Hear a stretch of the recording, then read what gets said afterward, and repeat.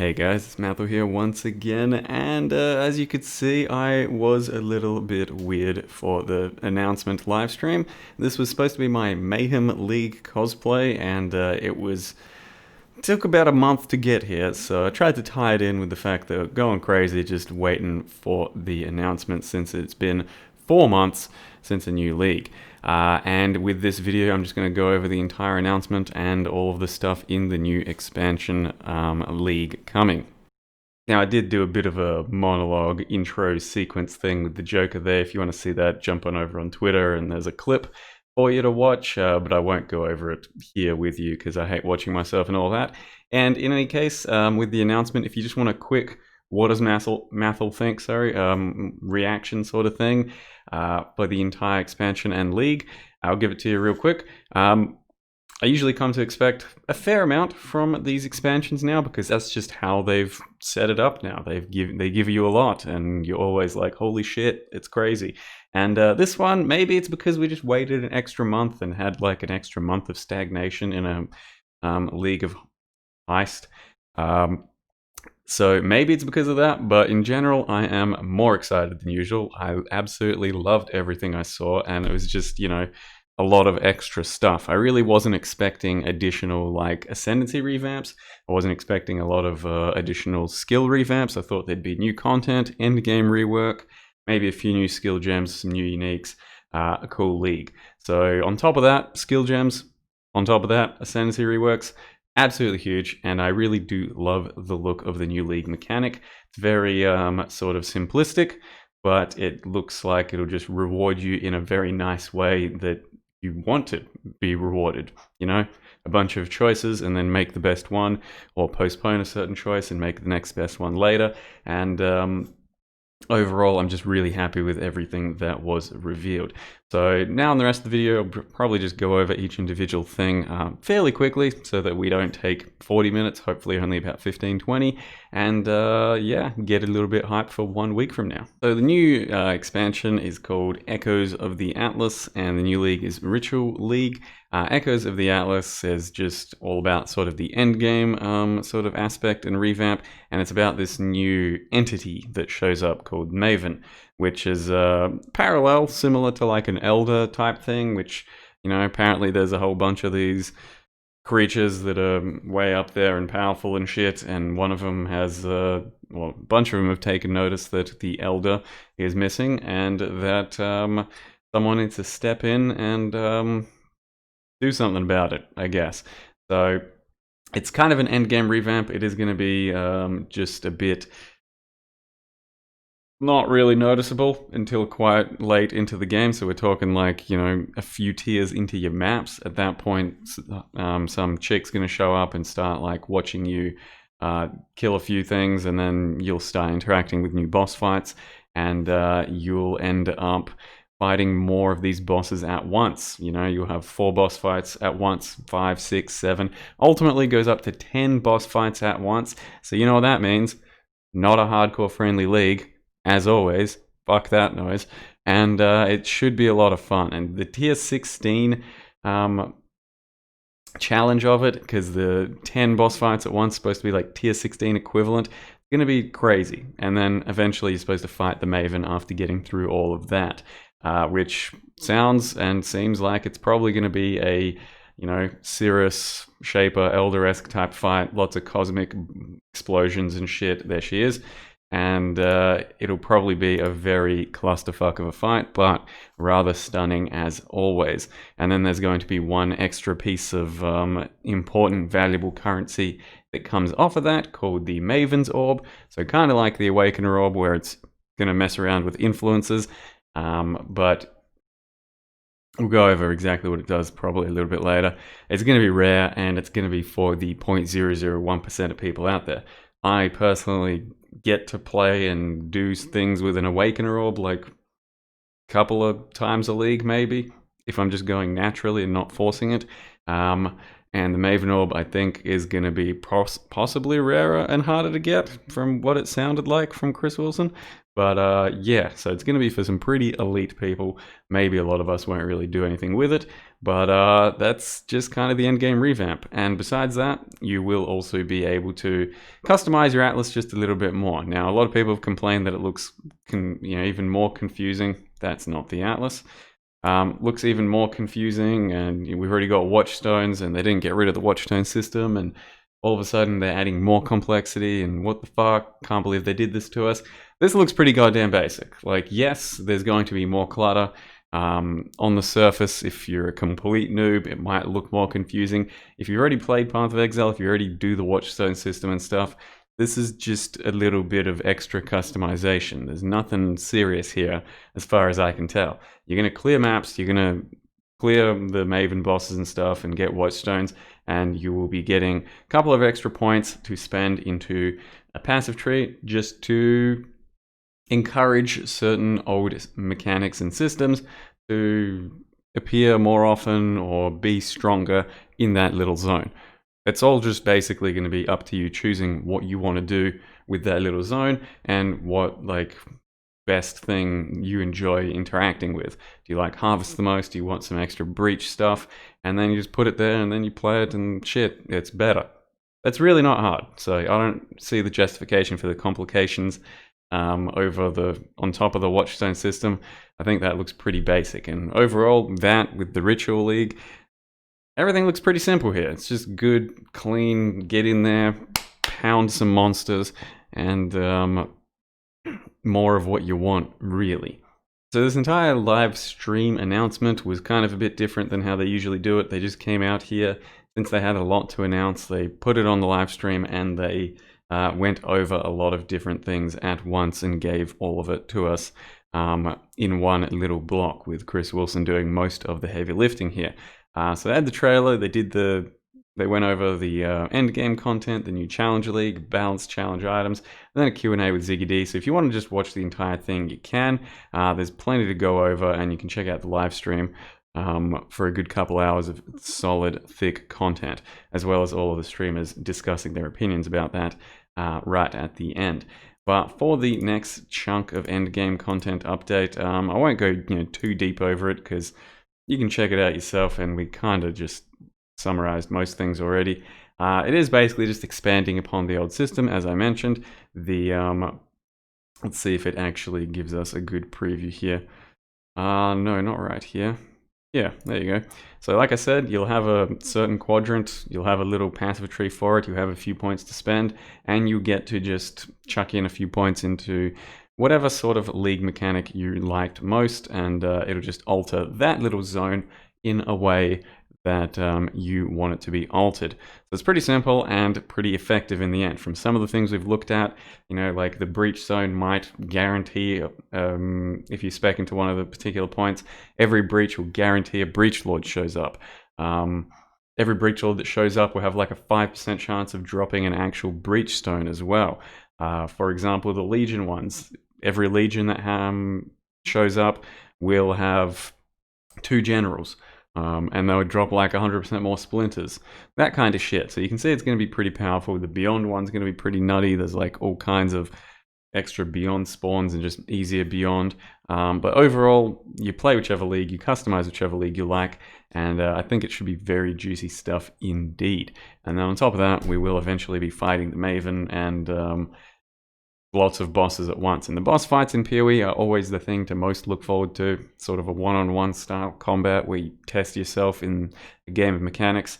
And now you have like a 1-on-10 style thing where you'll test yourself in a game of running the fuck away and picking your time to fight.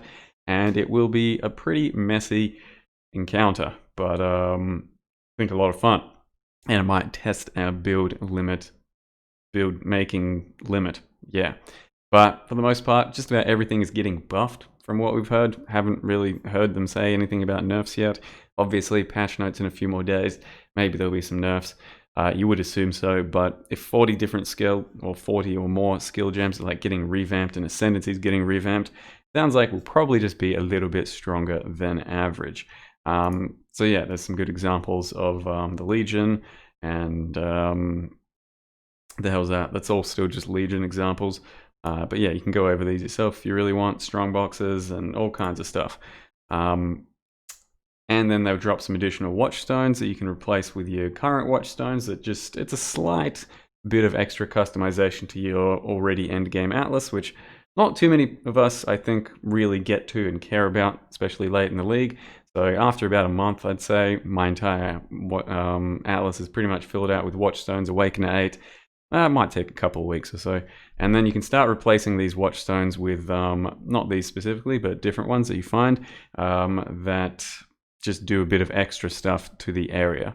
So, might be 0.1% chance for items to drop 6-socketed, for example. Just a bit of extra customization to the atlas. These extra little watchstones there. And it will just make things quite a bit chunkier for the end game farm. The Maven's Orb itself, though, is just based around influences. So if an item has 2 influence modifiers on it already, you'll use this Maven's Orb. One of those will disappear, and one will get stronger. So it's going to be a bit of a 50-50, bit of a gamble, real endgame crafting type of stuff. If the modifier that is getting buffed is already a tier 1 modifier, then it gains an even more fancy modifier. So the idea will definitely be to have a strong tier 1 modifier that you really want to buff, one that you probably don't give a shit about. Try and remove that one and then buff the one that you really care about. And we do have the example here of 11% int and the fizz taken as lightning. Those are the 2 modifiers. He uses an Awakener Orb onto that, not Awakener, sorry, a Maven's Orb onto that, and we remove the fizz lightning thing and we add +1 level of socketed int gems. So all of a sudden there are still 2 influence modifiers technically, except one of them is just the one that remained is a double layer of beefiness. So might be quite a few cool things to go there. Like I said, probably a very end game option, not for most people most of the time, I would think. 11 new maps, why the shit not? Plenty of new layouts. Chris Wilson himself said that a lot of these maps are created by and based around sort of like PoE 2 technology and art, so they should look a little bit fancier and more special than usual, because the team that works on that has also worked on some maps here. So a few new maps, a few new tile sets, a few new bosses to go with those maps. Overall, should be rather pretty and nice little thing to explore in the upcoming anticipation for your PoE 2, which still no news on that at the moment, I don't think, but they're working on it. We'll get it. Calm down. We then came upon the Ritual Challenge League. Now, as I mentioned, I thought this was actually one of the nicer sort of league announcements and league previews I've seen in quite a while, because I just really loved the concept behind it. I thought it was a fun looking mechanic, and also it's just simple to understand and rewarding.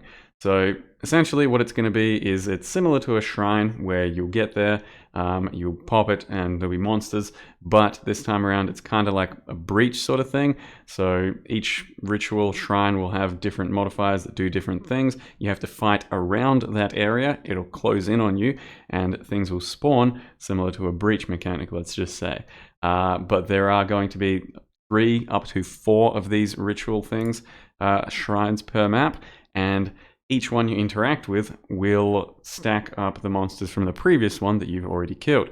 So it's going to get tougher, crazier, and fatter, and ultimately you then get to pick a reward from your ritual shrine that will cost certain amounts of tribute, and you just choose whatever the hell you want.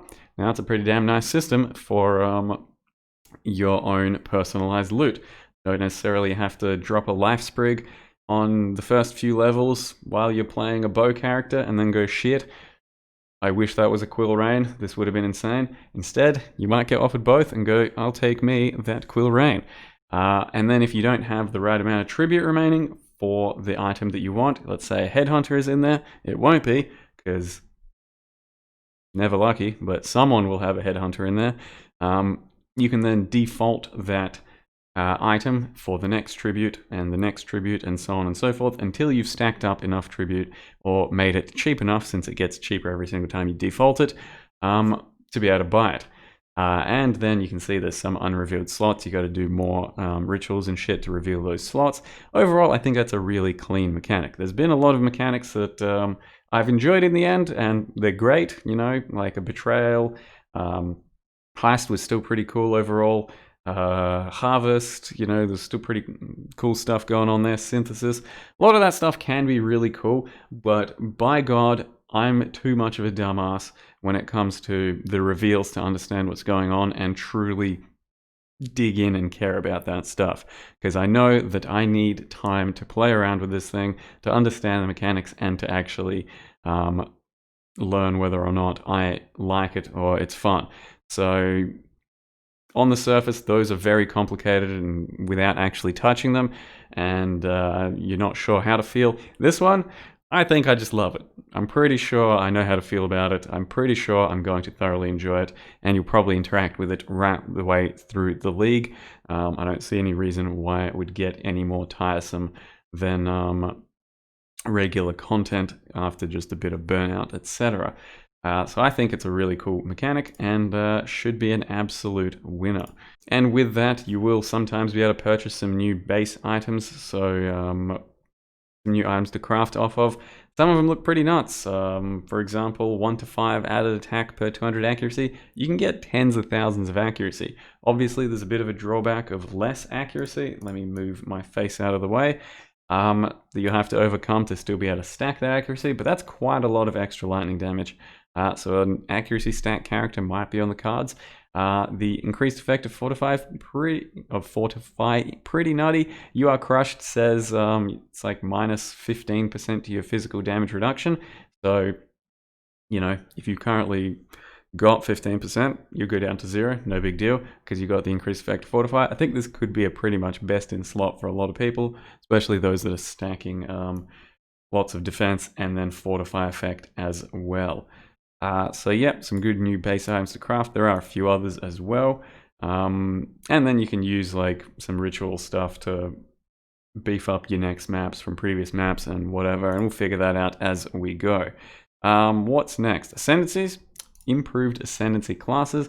So they focused on really revamping and improving 3 of them. I think that was Elementalist, Inquisitor, and Deadeye. So, you know, lots of stuff going on in those 3, and then slight number tweaks just to bring things up to par with the rest of them. So for example, Slayer would just get a little bit more crit, couple of swapped around nodes, but still pretty much the Slayer used to play and love, right? Love. Whereas Elementalist gets a lot of rework, Deadeye gets a lot of rework, and Inquisitor has...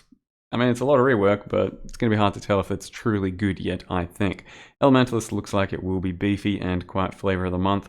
And Deadeye, even more than it used to be, the premier projectile class. It's just going to depend on how good bows and projectiles are for the current meta and the league. But apparently, huge meta shakeup. I won't go over each of the Ascendancies and tell you, you know, how I feel about all of that. But Elementalist did look pretty damn good. So did the Deadeye. The Inquisitor, I'm a little confused about whether or not it will be in practice good, because there's some few questionable things, or, you know, questionable, I guess that's the right word, things about the sort of playstyles, whether you can actually make a battle mage style playstyle where you do attacks and spells, and that's yet to be seen in most of these types of games. But overall, very good stuff. Lots of sort of meta shakeup for the Ascendancies. We then do have a bunch of new skill gems, or a couple of new skill gems that we've been given so far. 1 skill gem, 1 support, I think that is. And then a lot of revamp for all the other ones too. And I think that's usually the biggest part of an expansion or big update for me. Things that get reworked around skill gems, because it really opens up a lot of different skills, builds, and possibilities, and that's what lets me play for 3 months on end during a league, because I can just keep cycling builds, because there's still stuff I'm excited to do, test, play, and enjoy. So with a whole bunch of reworks and revamps, holy shit, I'm going to be very well fed indeed. So in honesty, yeah, unique items.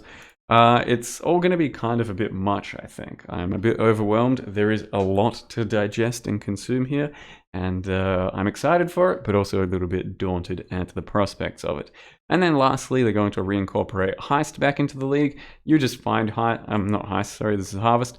You'll find Harvest occasionally throughout your maps, and they're going to be like preset gardens, and you'll just have some random stuff to interact with and then maybe craft, and sometimes you'll find Oshabi, so it sounds like a much more simplified system and one you don't have to worry about as much, just reap the rewards from randomly. So that sounds pretty good. I think that's my understanding of it. Ziggy was in fact talking over the top of it during the announcement. So that's good stuff. And then Heist comes back in like it basically was, just a bit rarer on the contract side of thing, and the rogues will level up faster and the currency farm will be slightly nerfed. But otherwise, I think that's fine. Doing Heist every now and again does feel pretty good. It's just that if you're like kind of forced into farming it a lot, you might not really love it because it's a bit much. But I think the occasional Heist here, especially as rewarding as it is, feels pretty good to do, at least in my opinion. And then new supporter packs. I personally thought this one was really freaking cool. I did get both of them, of course. But this one, especially with the helm, just pristine. This one looks a lot better in game, but I wasn't that hyped for it when I first saw it. Did of course get both in game. This one I think looks a lot nicer without the back attachment thing. I think that's where a lot of the clutter is currently coming from. So if you take off the back attachment, I think the armor set itself still pretty good. So yeah, that's just that there. And then this is the entire reveal section. I'll just go over it if there's anything I've quickly missed. 7 days away. Get freaking excited. Maven, got the, I don't know, kill stuff, unlocking your Atlas passive trees. This is a closer look that you can have at some of these nodes and mods. The new end game rewards, that's the watchstones I was telling you about, the Maven orb. New maps, Ritual League, love it. Ritual rewards, love it.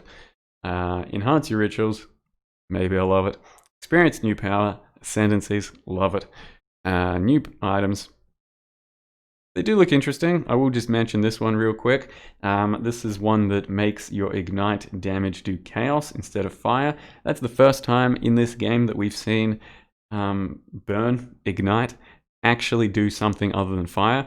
So there are a lot of confusing things around ignites and different sources of ignite and all of that historically in the game, and you might think that there might be different types of fire damage. No, it's always been fire.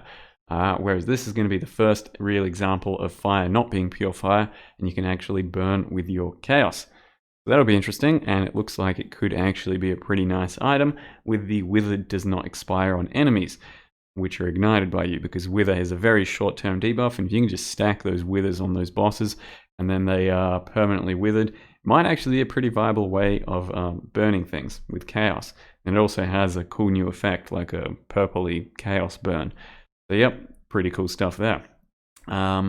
Choose your harvest return, Heist, do it, and then support, why the hell not? Yeah, I think that's all I'll say about the announcement. It was already a pretty long video. I think I tried my best to cover everything and also give you a little bit of reactions from me. Thank you very much for watching, guys. Hope you're as excited as I am. Got a big next week, getting ready for it, and then probably no-lifing the absolute shit out of it. Thank you very much for watching. I'll see you next time.